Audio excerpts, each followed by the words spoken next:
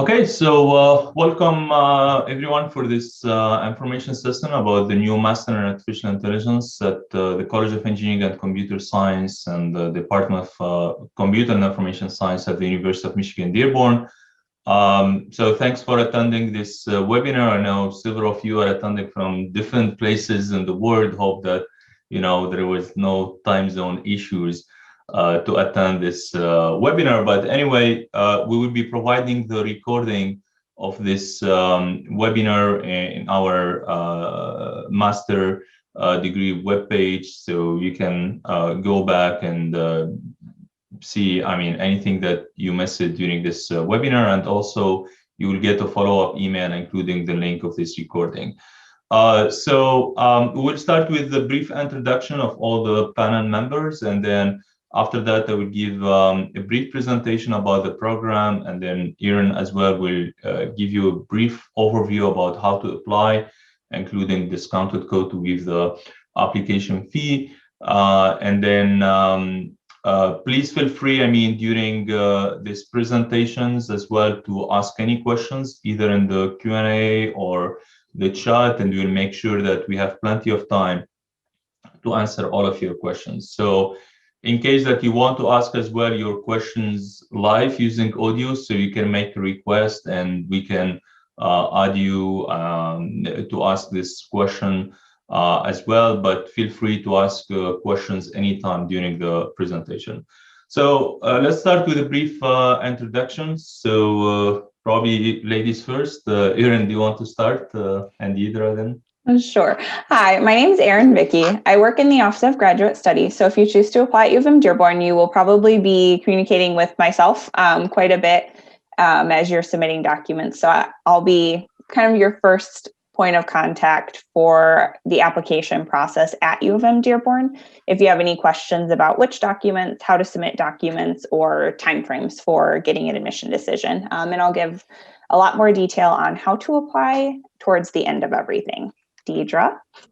Hi, my name is Deidre Berry. I work out of the Office of Graduate Education in the College of Engineering and Computer Science. I mainly help with our master's students. And so if you have any questions, I could get you in the right direction. And I also help process our non-resident tuition scholarship for students that are non-residents. So hopefully, if you have any questions about that, we can answer those in the Q&A part of the session as well. So anyone that's a non-resident, just let you know that we do have an opportunity for a scholarship for you. Yeah, thanks a lot, Erin and Deidre, for all your support to the program and answering as well all the emails from the students during the application process and so on. Berhanu, do you want to go next? Sure. Hi, this is Berhanu. I'm a faculty member at the Computer and Information Science Department. I work in research at the intersection of security, privacy, and AI or machine learning.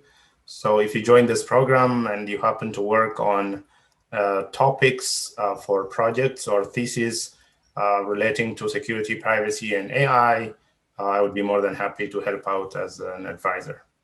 Thank you. Thanks a lot, Berhan. Jen? Hi, my name is Jin Liu, and I'm an assistant professor in the Department of Computer Information Science. And my primary research interests are machine learning, AI, data mining, and optimization, and some applications to bioinformatics and smart mobility. I will be teaching classes such as algorithm and data mining and deep learning courses. So probably you will see me very soon if you are enrolled in our AI program. Thanks a lot, Jen, and both Jen and Berhanu are part of the program committee of the program as part of the admission committee, which is mainly composed by 3 people, Joe Berhanu, Jen, and myself. So I'm Marwan Kasantini. I'm the program director of this master in AI, and also I'm an associate professor in the Computer and Information Science department. My main research interest and teaching interests are more around the intersection of artificial intelligence and software engineering. So basically, we try to kind of build AI that can actually build automatically software. And we are looking at the intersection of both, like both directions, how software engineering could help building better AI systems and how AI could be used actually to automate software development processes and so on. And as Berhanu and Jen mentioned, so you are very welcome, I mean, to join any of our labs, and we have so many other labs as well within the college and the department that target different core and applied AI applications. So again, feel free to ask questions at any time. So I will start with a brief introduction about the program. So I have a few slides that I want to share with you about an overview of the program. So as you may know, probably like AI is, is experiencing very high demand by industry, government, state, and so on. And most, I think the important aspect here is like our state, the state of Michigan, it's supposed to be one of the highest states to be exposed to AI in the near future within the next 5 years, and thus due to the high concentration of manufacturing industry in our state and so on. So I think you are here in the right place if you want to do a master's degree in AI. Then after that, probably it could lead to several job opportunities and so on. So basically, we try to propose this program to make sure that we are ready to the high demand that would be expected from now to have graduates in artificial intelligence, especially at the grad level, because after getting the required background at the undergrad, whether programming and so on. So I think adding another layer, which is basically strong background in AI, whether the core AI or applied AI, would be very beneficial to have like an optimal career path if you want to actually find a job regarding AI, or probably doing a PhD later as well. So that's the reason why we designed our program around the 4 main concentrations that experience high demand based both in industry and academia. So the first one is computer vision. Probably I can't convince you anymore that Michigan is kind of, the leading state in automotive industry. And as you know, like autonomous cars and so on are nowadays maybe based on all this features and capabilities around computer vision, whether in the ADAS systems and so on. So this concentration is very important to actually improve your background in that important aspect related to computer vision, whether in automotive or cyber physical systems or robotics in general and so on. And the second concentration is also a very important concentration. It's about intelligent interaction, or it's also called human-centered AI, because as you know, any AI system, to build it, you need to have interaction with humans. So probably many of you are using Alexa or other AI-based tools. So this interaction with a human is very important, whether through conversation or through voice and so on. So this concentration will cover all the aspects related to intelligent interaction with human, whether learning from the interaction with the human or the ethics issue that could be related to it and so on. The third concentration is a core machine learning concentration. It's mainly for those who really want to improve their knowledge about really core machine learning and the theory of machine learning. And this is actually a good opportunity if you think that, okay, I know very well the application side because probably I'm working already in industry and so on, but I want to improve my knowledge around machine learning and the core algorithm associated with it, including clustering algorithm, deep learning, and so on. And the final one is about knowledge management and reasoning, which is also a core concentration area that is more related to also the theory of knowledge representation, and including expert systems and other learning techniques, and how to actually deal with the different possible representation of the data and this algorithm, and also working on the co-evolution between the AI model and your data. So basically, you can see that the concentration and balance it between some core concentration that are, I would say, a little bit theoretical, like machine learning, knowledge management, and reasoning, and also some applied ones that has also high demand, like computer vision and human-centered AI.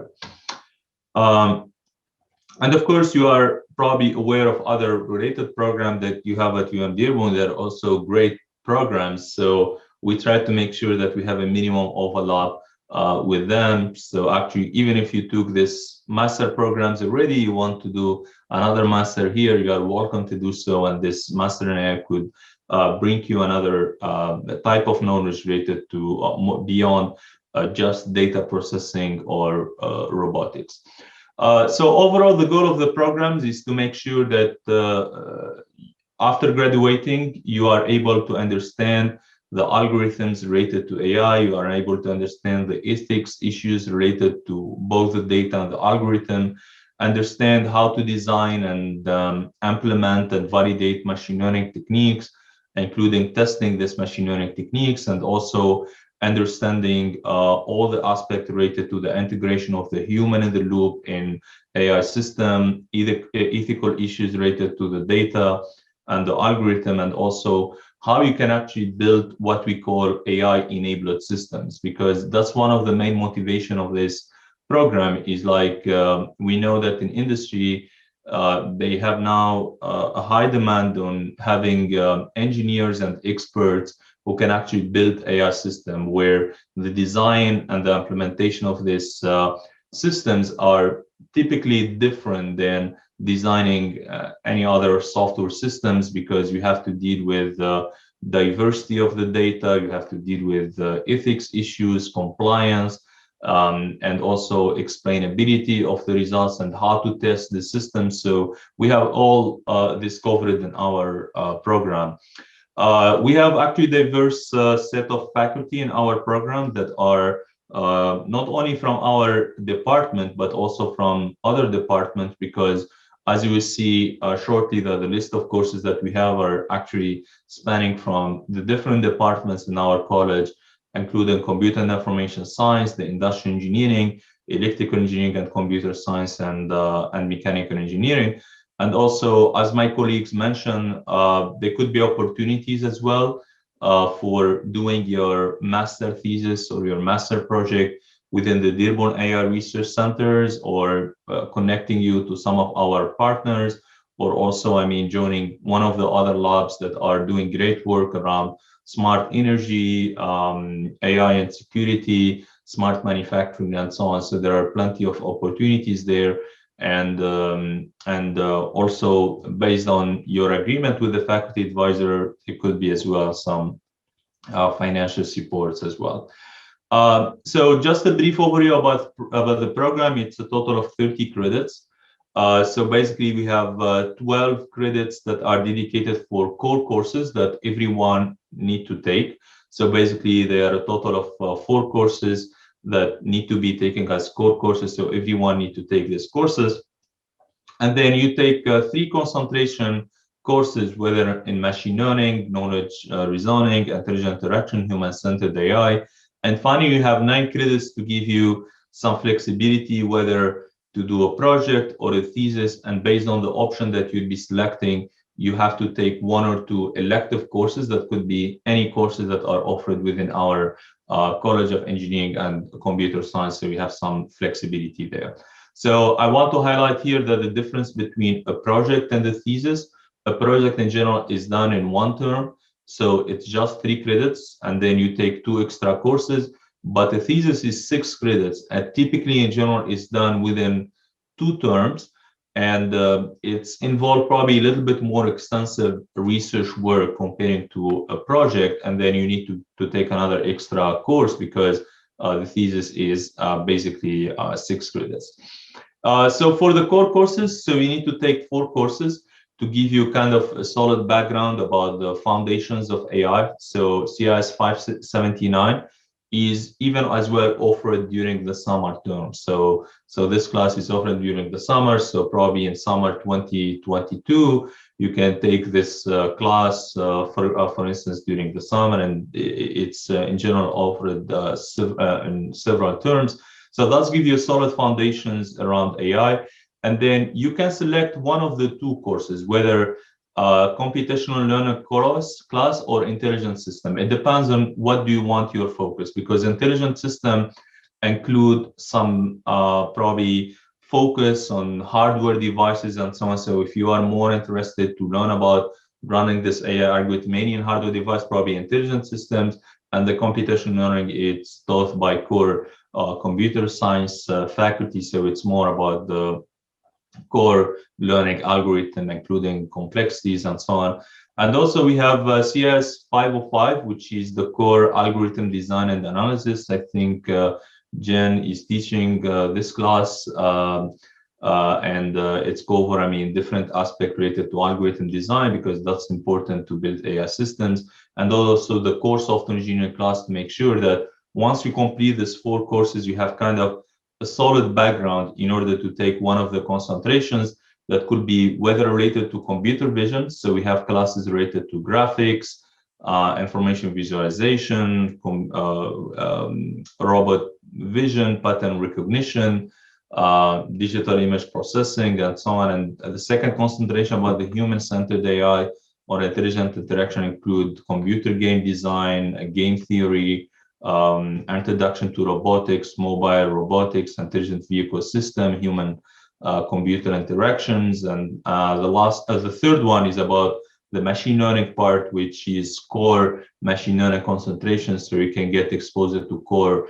machine learning courses from fuzzy systems, intelligent system, artificial neural network, and other type of algorithm. And finally, the last concentration, it's about the natural language processing and other knowledge representation courses. And finally, you either need to take either a project or a thesis. So in terms of the prerequisite for this program, so in general, anyone who has an undergrad in computer science, computer engineering, electrical engineering, it's already covered this background.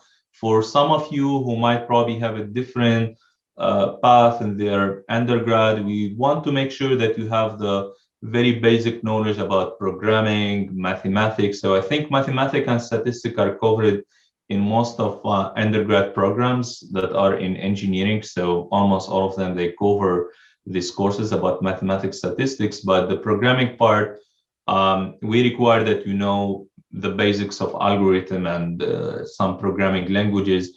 And sometimes if you have a strong experience in industry around programming and so on, but you didn't take specific course around programming, please make sure to mention that as part of your application. Make sure that like what was your experience in industry, for example, what programming languages did you use? So we can probably see if you can weave that part based on our assessment of how deep you had knowledge about programming in your daily work. So that's all. I think that's what I want to share with you, and as an overview about the program. And now probably Erin, she will go ahead and give you an overview about the admission process. Then we reserve all the remaining time to answer any of questions that you might have. Thank you. All right, I promise not to take too long at all. I promise the application process itself is super easy.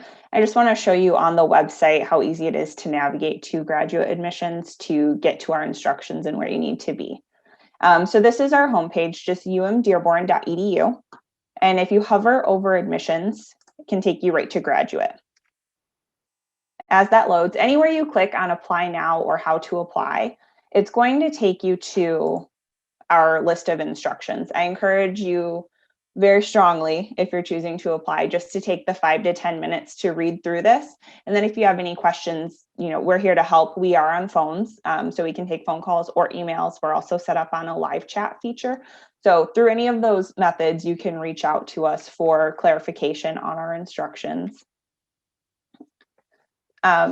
So the one thing I do want to point out is deadlines. If you're thinking about applying for this fall, you'll want to keep those deadlines in mind. For any students who have no international documents or are considered a domestic on our deadlines page, your deadline for submission is not until August 1st, but registration for fall does begin in June. So I definitely recommend applying earlier. That way you can get financial aid, course registration, orientation, everything like that taken care of in advance. If you do need a student visa and you're planning to come this fall, try to get your application submitted within the next week. Our deadline is May 1st, but we'll be accepting documents after that date. You'll just want to make sure you submit those as soon as you're able. Our Office of International Affairs does have a cutoff date for processing I-20s, which is in July. So you'll just want to keep some of those dates in mind. And if you have any questions about your individual situation, reach out to one of us. We'll be able to help further. So the big thing is getting your online application submitted, and that's kind of the first bullet here. You'll click on this link, you'll create a portal for yourself with a username and a password. You'll answer all the questions. What's your name? What's your address? Which program are you applying for? Those types of questions. And within the online application, you will be asked to upload a couple different documents. The first one is a statement of purpose. It's generally about a 1-page, could be 2-page document about what your goals are. What are you hoping to get out of this program? Many departments also view it as a writing sample. So definitely take your time and make sure that your writing is meaningful for the committee. The next document that you'll be asked to upload is a resume or your CV. Just upload that into the system. When you submit your application, you'll see that both the resume and the statement of purpose have already been marked complete. For artificial intelligence, this program does require 2 letters of recommendation. So what happens with that is you will enter the contact information for 2 recommenders in the application portal. When you hit save on that section, a personalized email with a link is sent to that individual asking them to provide a letter on your behalf. As soon as they submit it, it's marked as complete in your portal. One thing I would recommend doing is reaching out to the people that you're going to ask prior to entering their contact information. That way it's not coming as a surprise. You can let them know that they'll be receiving an email from U of M Dearborn asking for this information. That way, it's just courteous to make sure that they know that's coming. And then right now for transcripts, as you can see, I'm home. So we are doing things a little bit differently. So to encourage quicker processing times, we give 3 options for submitting transcripts. If your school is able to send transcripts electronically, that's our first bullet point. That way we have them official and it's done, taken care of right there. The next option would be for you to submit transcripts to our office electronically through email. So just a soft copy or a photograph or PDF of your transcripts emailed to us, and we'll accept that. Then if you're offered admission, you'll get to schedule an appointment with our office to submit your official documents at a later date. Alternately, you can have them mailed to us, but there will be a delay probably of 1 to 2 weeks in processing for that. And then the last item that's required for some, if you fall into this category, would be English language proficiency. And that's for anyone whose native language is not English and you haven't met the requirements in another way. I'm not sure how many in our presentation will need to submit English language proficiency, but I encourage you to take a read through this. There are a few opportunities for exemptions from the requirement. And the other thing we are doing right now is accepting 3 tests. So we're accepting IELTS, TOEFL, and Duolingo. So if you want to ask any questions about this specific requirement, feel free to reach out to us after you read through the section here and just let us know if you have any questions and we can give you more specifics. And then you're welcome to submit the GRE exam, but by no means is it required for this. If you haven't taken it, I would probably not choose to. It's a fairly expensive exam. So you can always reach out to any of the faculty members on here or Dr. Casentini, the program director, to have that conversation if they feel that GRE is required.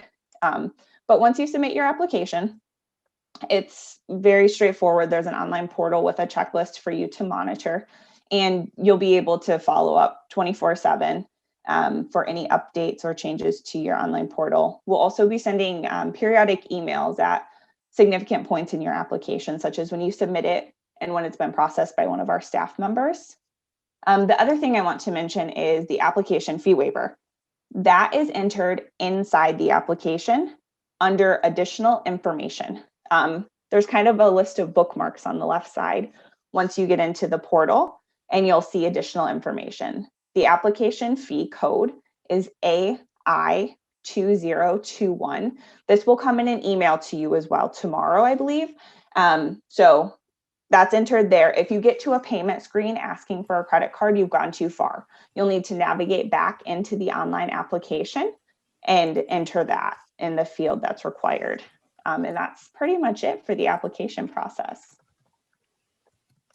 Deidre, did you want to add anything else? I'm just going to add that I'm going to put the fee waiver code in the chat so everyone will have that. And I'm not sure if she's going to do her best to get the email out today because it is Friday.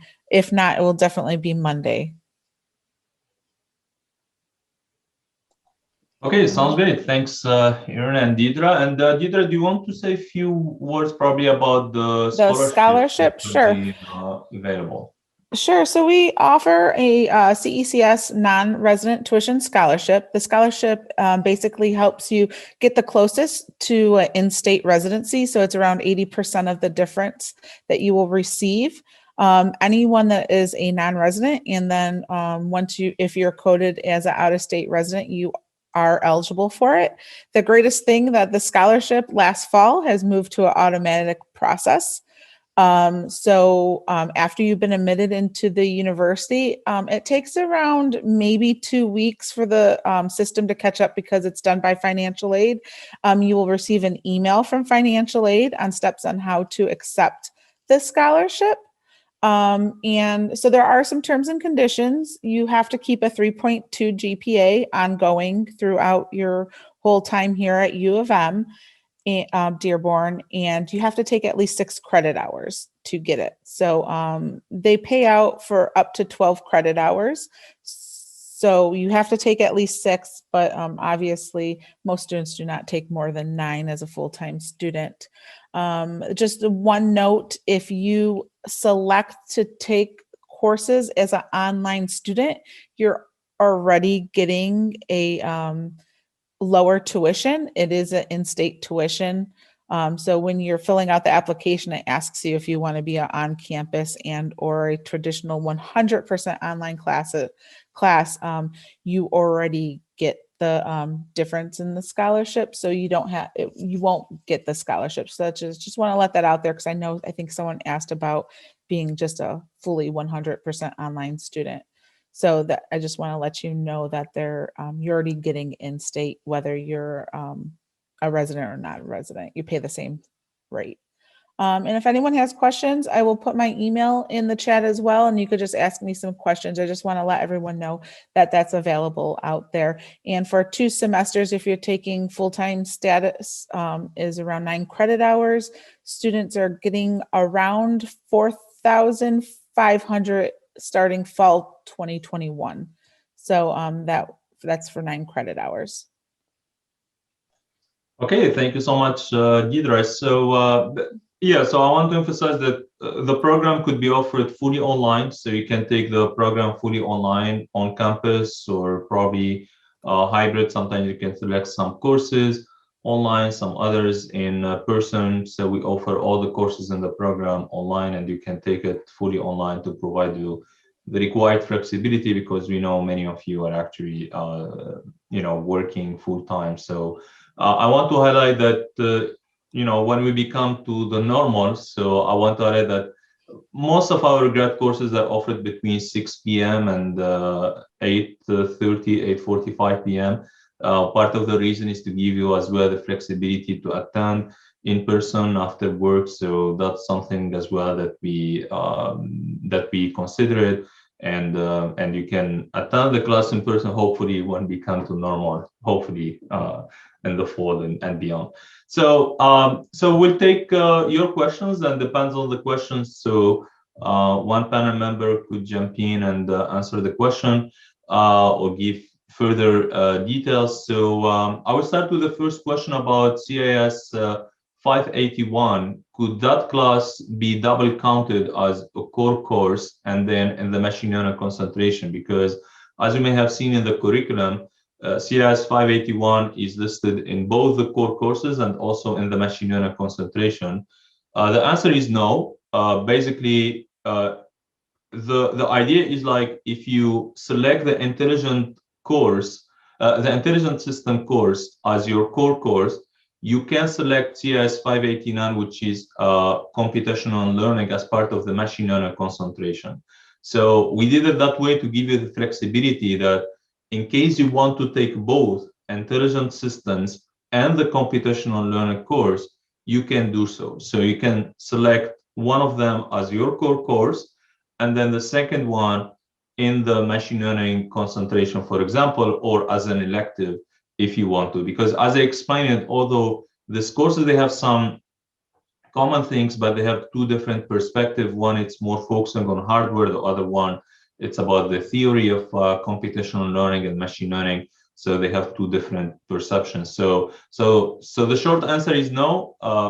And you can take both courses, one in the core and one in the machine learning, concentration. So the next question is about what is expected from a master project versus a master thesis. So probably, Berhanu, do you want to give an answer about the difference between master project and master thesis? Sure. So for master's project, you generally focus on applied research topics where you would be rather building systems and evaluating them in real life. But for thesis, you're more on the fundamental research side. So you may not build like a full production system, but you have to build proof of concept prototypes, evaluate them, and validate them. So it's more on the more investigative side for thesis, while it is applied for a project. Yeah. So thanks, Berhanu. As Berhanu mentioned, so in a master thesis, you'd have the opportunity to go deeply, into the project because it's spread in general over 2 terms. Because the master thesis is 6 credits, master project is 3 credits, and the master project could be even sometimes like systematic literature reviews. So, for example, you want to do a literature survey about a topic to know what exists in that topic and so on. So, and also as part of the master project, it's not really required to have, a committee to evaluate your work and so on. So it's mainly your work with your advisor. But for the master thesis, we do require that you present your work and submit a report that will go to our library. And so on, and this will be validated by a committee of 3 professors within our college or department who will actually evaluate your presentation and also your report. So basically, this master thesis, for example, could prepare you better if you want to do a PhD later, for instance, because you will have more opportunities for interactions about the topic. And go deeply on that, and probably publishing a paper. It's not really required that you submit a research paper, but we kind of encourage that an outcome of a master thesis that you submitted a research paper or at least a poster or something like that. But definitely in a master project, you may not have the time that you will probably submit a paper. So this is to answer as well the next question about is it expected that you publish research paper at the master thesis. We highly recommend that. That would be great, especially if you want to do PhD later or learning more about how to write research papers. But the master's thesis itself will be published anyway by our Dearborn library, and also you can use other resources as well. Like we have Deep Blue, where you can actually upload your report there and so on, and we have a whole process for that. Jen, do you want to add anything about master project versus master thesis? What's the difference from your perspective? Okay, so yeah, I agree with Marwan and Berhanu. Those master project is more close to a hands-on project, and may mainly focus on application on a specific project. It may not be a fundamental research related. So if you choose to have the master thesis, you have to go through the oral defense. That is a very different process comparing with a master project. You have to go through the oral defense, which is very similar to the process when you when you go through the PhD oral thesis process. You have to prepare a lot of background knowledge, and you have to understand the whole overview. You have to have an overview of the research you are doing. And you need to show your insight. You have to show your robustness in that specific research topic you are working on.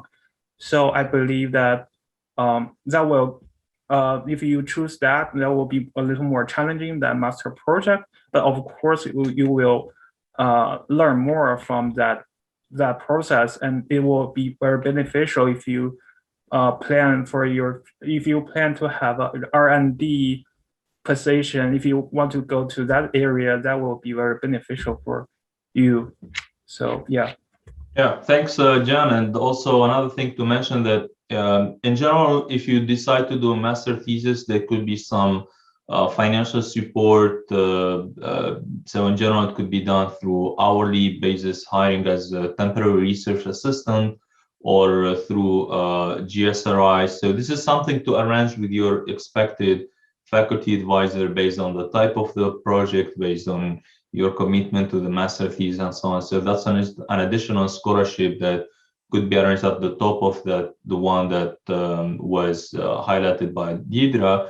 And again, this is in general a discussion with the faculty advisor, and we have opportunities actually for matching, whether through research center like the Dearborn AI Research Center. You can put the link in the chat, or other research lab, and I highly recommend you to go to our faculty list and feel free to get in touch with them, send them an email about your interest to do either a project or a thesis, and try to be proactive in that process based on which area you want to focus on during your project or thesis. And finally, for project and versus thesis, a project is 3 credits, so you need to take an additional extra course comparing to the thesis, which is 6 credits from the electives. So, so the next question is about the maximum amount of time that a student can take to complete their degree. So probably I can start with the minimum probably time, because you can either do it full-time or part-time. So if you do it full-time, so I would say the very minimum amount of time could be 1.5 year, like 1.5 years. If you take, for example, 9 credits each term for 3 terms, and then you take 3 credits in the summer, so the whole program is 30 credits. So basically the very minimum, and I have seen this is actually happening in our campus. I have seen some students finishing their full-time master degree in 1.5. This is the very minimum because it's 30 credits. But of course, if you are transferring some credits and so on, that's could be even less than that. And we have some policies around transfer of credits, but and they are already on our website. And that depends from where you are transferring your credits, whether internally here or from other universities. So you can find details, and probably Erin or Deidre could give a brief overview about that. So the maximum amount of time, so I mean, if you take it part-time, I mean, it depends. So you can take 3 credits per term.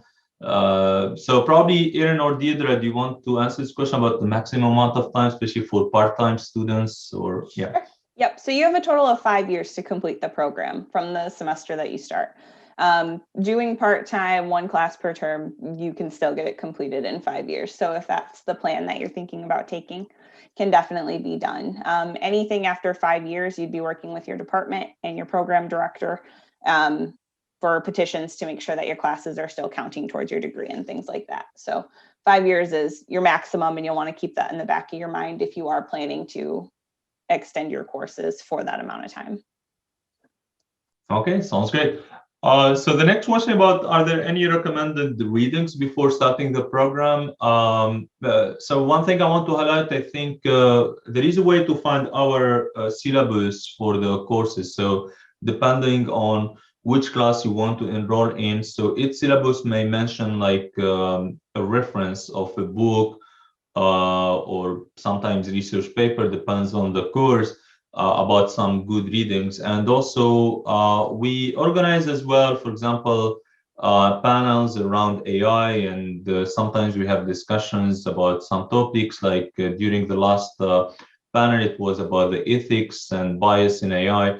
There were a couple of books that they were actually recommended about that. So probably Berhanu, do you want to say what the book that you recommend, for example, about AI ethics and bias?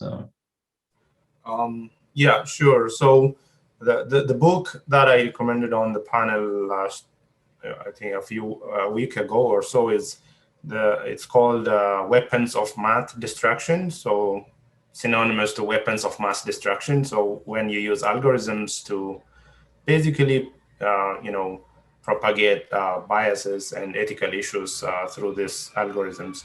But, in general, because the question is more from the admission point of view, right? So that book is, if you're interested in understanding the harmful impacts of AI or any data-driven systems.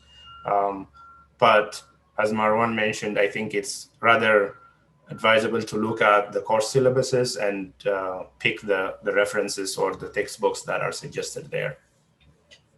Okay, great. Thanks, Berhan. So, Jan, do you have any book in your mind to recommend that could be helpful for anyone who want to go deep in AI in general as an introduction before joining the program or doing the program? Oh, okay. So I read some books which are very useful in after I was doing research in my field. That the one book which is called a Bible book. It's like a very typical textbook, which the title is Pattern Recognition and Machine Learning. That is I think that is mathematically intensive. So if you feel that you're confident in the mathematics background, you can start looking at that book. That will help you understand most of their current state of the art or classical models, methods in machine learning and AI. And I think that book is quite useful. And beside that book, I think there are some other books related to deep learning, and the deep learning technique is currently a super hot topic in industry or research or academia. So if you want to take a look at that field, I would recommend a book which titled as Deep Learning. I think it's called just Deep Learning. That is, the author is Ian Goodfellow. That guy is working in Google Brains. So that is a very reader-friendly book to a lot of beginners in deep learning. So those two books would be my recommendation. Okay, thank you so much, Jen, as well. And if you can give me a favor, both you and Berhan, if you want to put this references on the chat so people can look for them. And once you join the program, we have also our library of Dearborn that have access to so many repositories and IEEE, ACM. So you'll have access to different online resources around books, papers, and also even videos. And like for example, we have the Coded Bias movie, which is kind of the very recommended or famous movie about AI ethics. It's available in our Dearborn library for our students and faculty and staff for free. So there are different resources in that perspective, but also I highly recommend that you look to the syllabus. There are many references there to be ready for the program. So the other question about whether this is a fully technical program or there are some elements of cognitive science.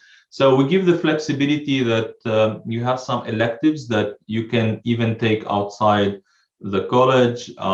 So we have that opportunity. For example, if you take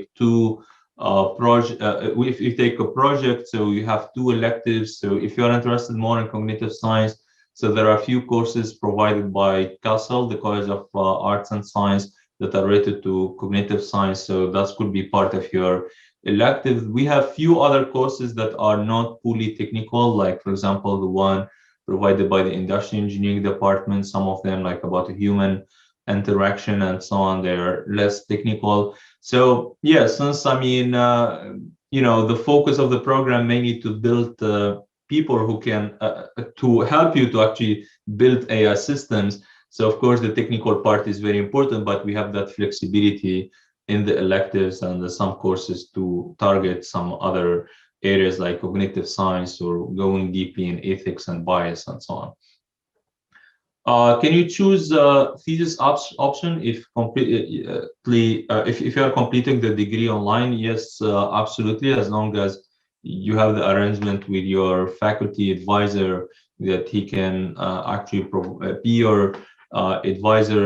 This is possible. I'm not sure just about the thesis defense, if could be done online or not. I don't know if Deidre, or I know that currently we're doing thesis defenses online, but when we become hopefully to normal, I'm not sure if you can do thesis online or not. But at least at the PhD level, I know that it's case by case and based on the request and so on. I remember we have few cases that we approve with them, but it may require a request or something like that. Yeah, I'm not 100% sure. That would be something we would need to ask Kim. Yeah, sure. Yeah, so probably a general answer.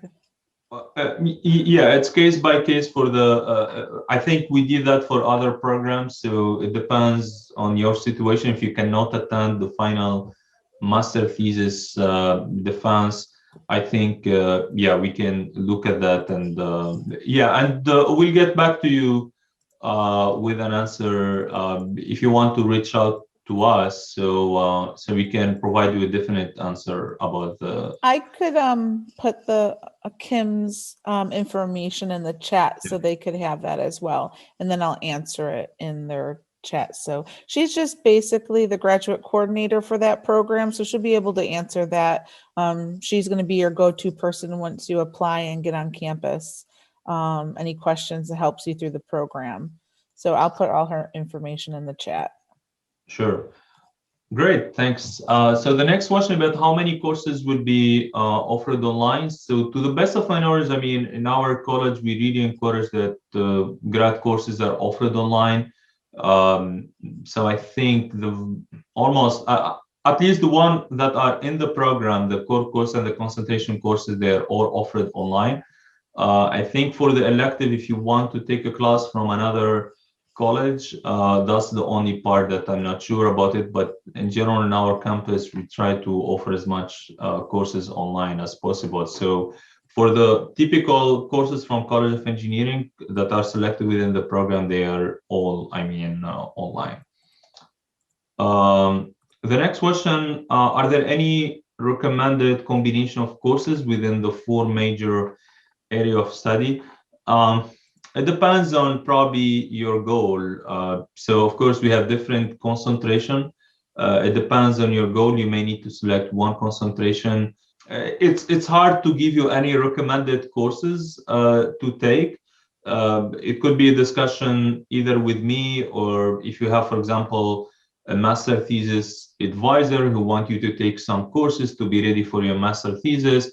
So it depends on your situation. We can have a discussion based on what career path you want to take later after you're getting the degree. So probably, yeah, if you have any like confusions or anything that you are not sure about it, feel free to reach out to me, and I can understand what's your target after the master degree and probably recommend the right courses for that.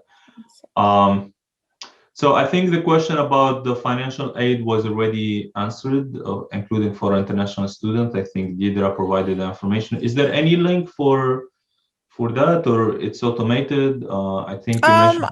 I could put I believe I put the link. I could put that also in to the chat so everyone could have the link to the non-resident tuition scholarship. But that's the only scholarship that we offer for our international students. So it doesn't provide a full scholarship. Like I said, it's only provides 80% of the difference from in-state and out-of-state. So we do not have a full scholarship for international students, but I will put the link to the non-resident scholarship in the chat as well if you'd like to take a look at it. Okay, sounds great. So the next question about the transfer, for example, from the master in data science to the master in AI.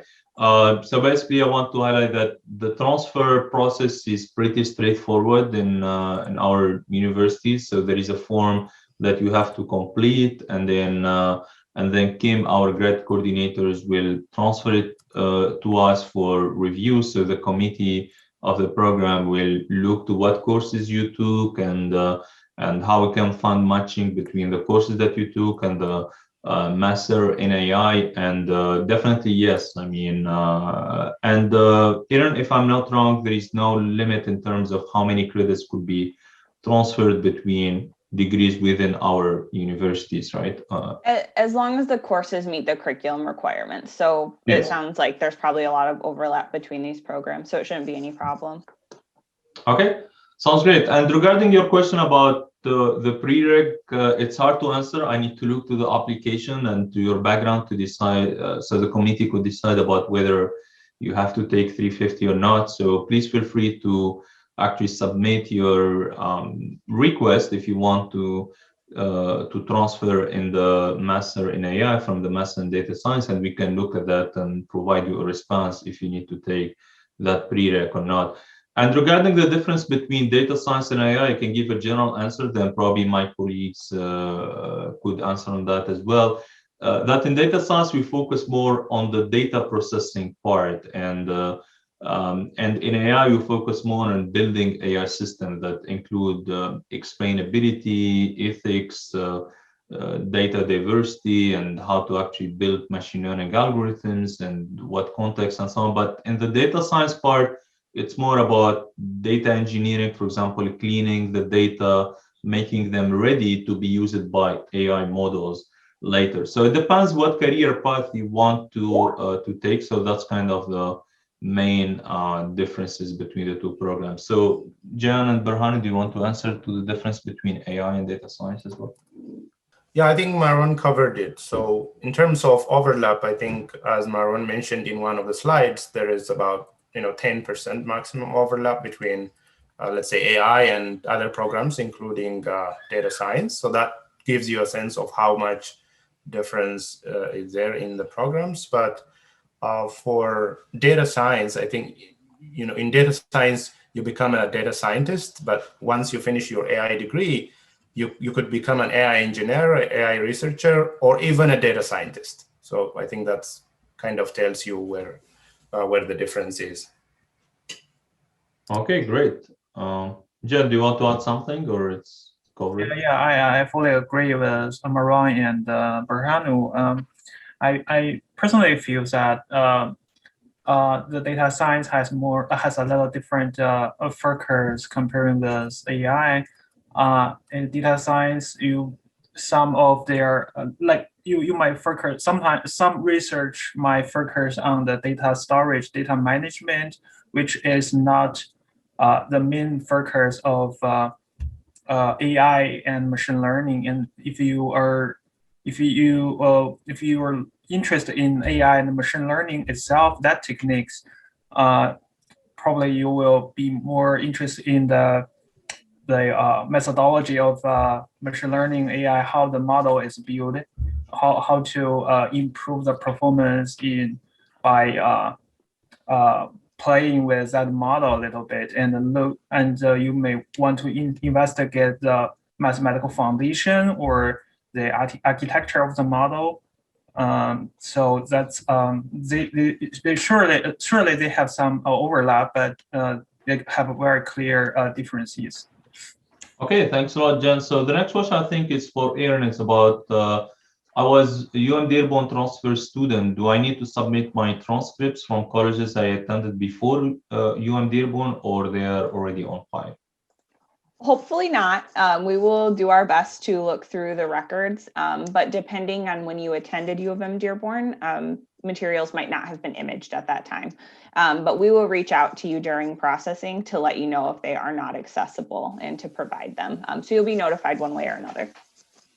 Great, thanks. So regarding the question about difference between online and in class, so basically there is no major difference. I mean, the main difference is like you are taking classes online versus in person, but the degree itself, I mean, it's the same. So we don't have any differences or we distinguish between the online and the on-campus. So Aaron, is there anything that you need to know about difference between online and on-campus? So probably I know from immigration perspective, sometimes there are some differences for OPT, CPT, and so on. But other than that, from academic side, from the academic side, I really don't think there's any difference. We're able to market it as online because you're able to do the same coursework. It's going to be a different experience, of course. I'm not sure how CIS does it, but when you do the course, you may need to be there at a set time each week, or you might be able to watch a pre-recorded lecture. So it'll just be, for me, when I did online courses, it was just a different experience than being in the classroom. Something else you may need to take into consideration is the time that it might take you to schedule exams that need to be proctored. So you'll be communicated with by their office as well to help you coordinate those things. It's now called the CECS Online office. Thanks, Deidre. Wonderful. So the next question is about, is there anyone to talk to about planning courses? So you can either talk to me, or probably if you have a master or I mean, master thesis or project advisor. But I mean, feel free to reach out if you have any questions about your study plan. Like, yeah, we'd be happy to help you on that. So the next question is about whether the courses are live streaming or pre-recorded. I would say we offer pre-recorded sessions, especially when we come back to normal. So we have, I mean, all the online courses pre-recorded. During this pandemic, we offer them in several courses synchronous, so they were actually in a live streaming mode. So I would say depend on the course that you are planning to take. So, and after the pandemic, things will be for sure different. So we might have also more live streaming courses than what we did before. If I complete my bachelor's around June 2022, should I apply to this master this year or next year? So Aaron, probably, do you want to answer this question?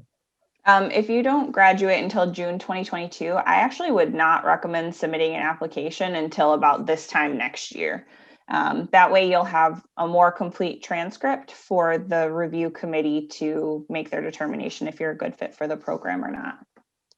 Yeah, and also the next question is for you, Aaron. I think we can offer conditional admission at the master level. So in case that you are missing prereq, so we can offer you conditional admission and you can take the prereq, right? Aaron? Yeah, for sure. If your department committee feels that, you know, 1 or 2 prereqs missing is not a big deal and they can complete those during the first term of enrollment, then yeah, they can absolutely be offered admission conditionally.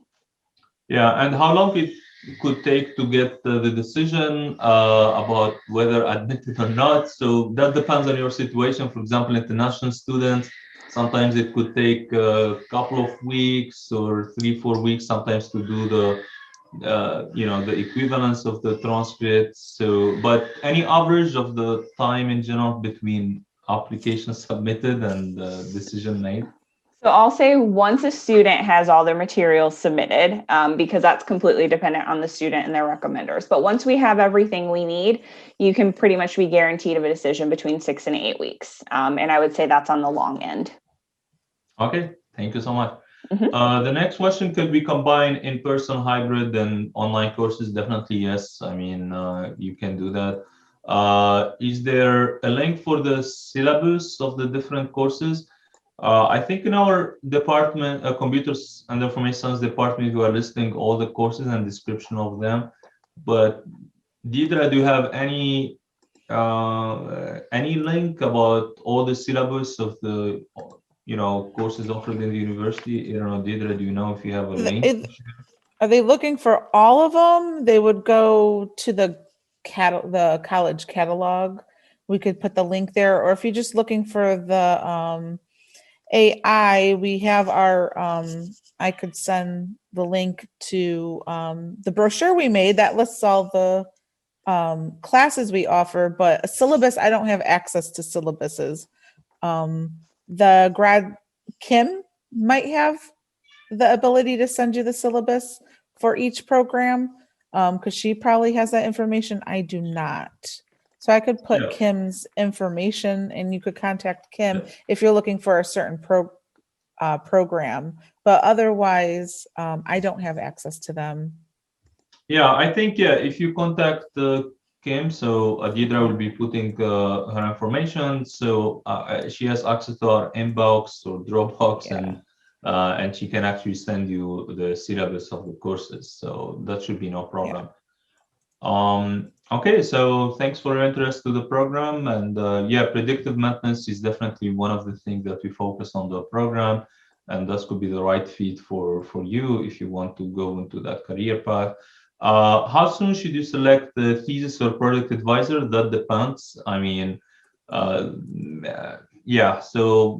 at least trying to be proactive, contacting faculty. Sometimes it could be during your first term, like when you start taking courses, you like the topic that the professor is doing research on it, or probably you like the topic of the class, so you can interact with the professor during the class to see if there is a match for doing a thesis or project, or you could be doing this anytime. I mean, once you are admitted in the program, just feel free to reach out to faculty and see if there is an interest, I mean, in working with you in a project or thesis. Anything to add, Berhano or Janlu, about when to reach out to a faculty advisor? I think if you have some ideas, potential ideas, reach as soon as you can, especially in the first term, so that you would have more time and you can explore different options if you have to talk to multiple faculty members. But the earlier, obviously, the better. Great. And probably one last question, and there are already many answered questions through the chat. Thanks everybody for contributing on that. So the last questions, it's about the transfers. So as we just said, if you want to transfer from the data science program to the AI program, the process is really pretty straightforward. You just need to complete a form, and Kim, our grad coordinator, I think her contact information in the chat, could work with Aaron as well on getting that form ready for our review. And then we could review, and actually it's really pretty straightforward to do the review and provide you a quick decision to transfer the credits that you took for the data science to the AI. Aaron, do you want to add anything about this transfer process, or? The student will mostly be working with Kim for any transfer credits. As far as my office, though, it's really just the same application process. Yeah, sounds great. So I think we covered all the questions. So thanks, I mean, for asking all these questions. This will be helpful to any students who want to join the program. We'll be putting the recording on the website, and also we send you a copy so you can go back and find, I mean, any answers of your questions. And also don't hesitate to reach out to any of us. I mean, if you want to get any other questions, clarifications. And finally, I would thank all the panel members for all the great responses and for your time to meet potential applicants. And finally, I think you have the discount code to get the application fee waived. So I think it's just could be used for 1 month, right? So there is a time limit with that code, right? Yes, May 23rd will be the last day that you can use that code. Okay, wonderful. So Again, thanks everyone. Dieter, do you want to say something? No, just if anyone has any questions, just please feel free to ask me. I did put my email in the chat, and I could always make sure you get to the right person you need to talk to if there's any additional questions. Great. So Thank you so much. Thanks for having me. Thank you. You're welcome. So thanks. Enjoy the weekend ahead. Thank you. Bye-bye. Take care. Bye.